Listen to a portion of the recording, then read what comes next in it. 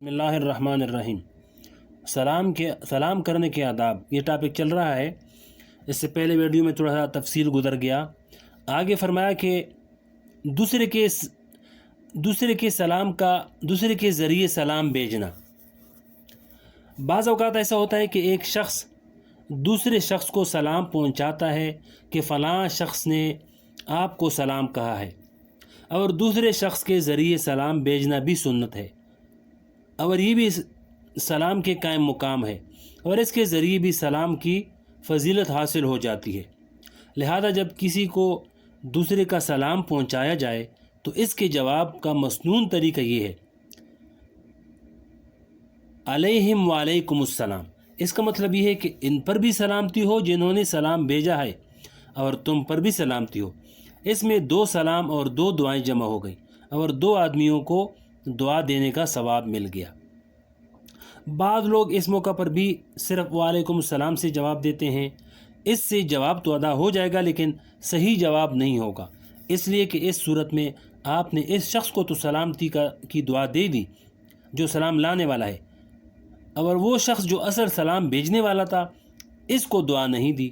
اس لیے جواب دینے کا صحیح طریقہ یہ ہے علیہم وعلیکم السلام کہہ کر جواب دیا جائے۔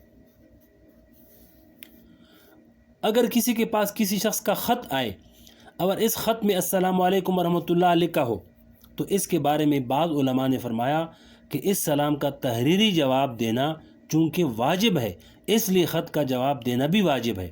اگر خط کے ذریعے اس کے سلام کا جواب اور اس کے خط کا جواب نہیں دیں گے تو ایسا ہوگا کہ جیسے کوئی شخص آپ کو سلام کرے اور آپ جواب نہ دیں۔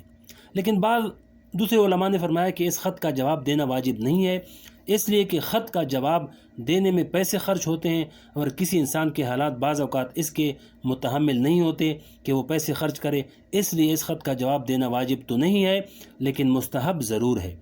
البتہ جس وقت خط کے اندر سلام کے الفاظ پڑھے اس وقت زبان سے اس سلام کا جواب دینا واجب ہے، اور اگر خط پڑھتے وقت بھی زبان سے سلام کا جواب نہ دیا اور نہ خط کا جواب دیا تو اس صورت میں ترک واجب کا گناہ ہوگا۔ اس میں ہم سے کتنی کوتاہی ہوتی ہے کہ خط آتے ہیں اور پڑھ کر اس کو ویسے ہی ڈال دیتے ہیں، نہ زبانی جواب دیتے ہیں نہ تحریری جواب دیتے ہیں، اور مفت میں ترک واجب کا گناہ اپنے نام اعمال میں لکھوا لیتے ہیں۔ یہ سب نواقفیت کی وجہ سے کر لیتے ہیں، اس لیے جب بھی خط آئے تو فوراً زبانی سلام کا جواب دے دینا چاہیے۔ غیر مسلموں کو سلام کرنے کا طریقہ۔ فقہائے کرام نے لکھا ہے کہ غیر مسلم کو سلام کرنا جائز نہیں۔ اگر کسی غیر مسلم سے ملاقات ہو اور اسے سلام کرنے کی ضرورت پیش آئے تو سلام کے لیے وہ لفظ استعمال کر لے جو لفظ وہ لوگ خود استعمال کرتے ہیں۔ لیکن اگر غیر مسلم کسی مسلمان سے ملاقات کے وقت السلام علیکم کہے تو ان کے جواب میں صرف وعلیکم کہے اور پورا جواب نہ دے، اور یہ لفظ کہتے وقت یہ نیت کر لے کہ اللہ تعالیٰ کی طرف سے تم کو ہدایت کی اور مسلمان بننے کی توفیق ہو۔ اس کی وجہ یہ ہے کہ حضور پاک علیہ السلام کے زمانے میں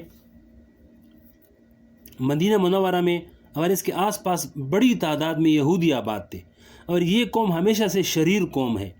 چنانچہ جب حضور پاک علیہ السلام یا صحابہ کرام جب سامنے آتے تو یہ یہودی لوگ خباثت سے کام لیتے ہوئے ان کو سلام کرتے ہوئے کہتے السلام علیکم، یعنی لام میم جو ہے اور لام جو ہے نا درمیان سے نکال دیتے تھے۔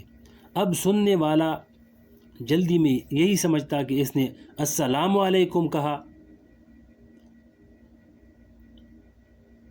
یعنی سام کے معنی عربی زبان میں موت اور ہلاکت کے ہیں۔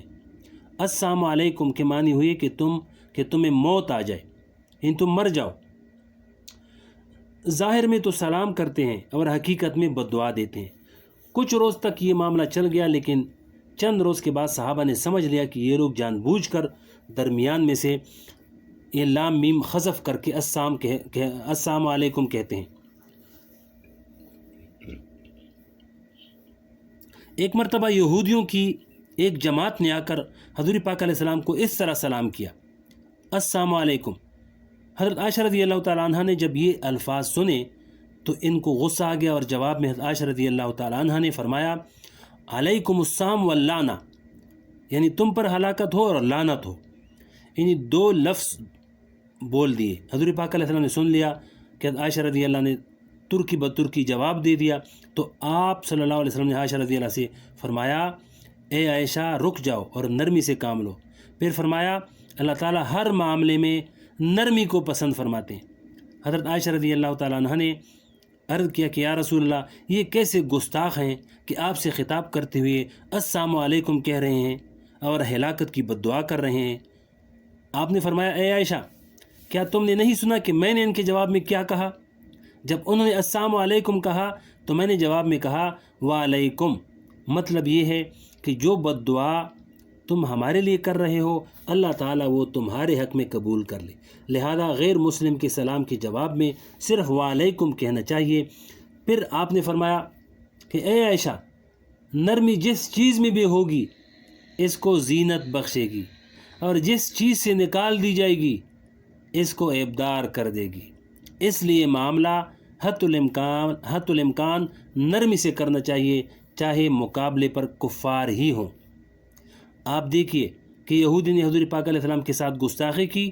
حضرت عائشہ رضی اللہ تعالیٰ عنہ نے جو الفاظ جواب میں فرمائے بظاہر وہ انصاف کے خلاف نہیں تھے، لیکن حضور پاک علیہ السلام نے یہ سکھا دیا کہ میری سنت یہ ہے کہ نرمی کا معاملہ کرو اور صرف اتنی بات زبان سے ادا کرو جتنی ضرورت ہے، بلا وجہ اپنی طرف سے بات آگے بڑھا کر سختی کا برتاؤ کرنا اچھی بات نہیں ہے۔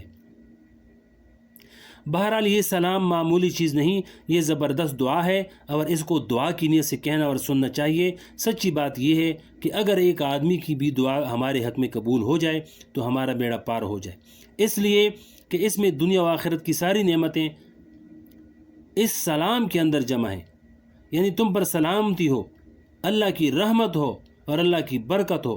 اس لیے یہ دعا لوگوں سے لینی چاہیے اور اس شوق اور ذوق میں لینی چاہیے کہ شاید اللہ تعالیٰ اس کی زبان ہمارے حق میں مبارک کرے۔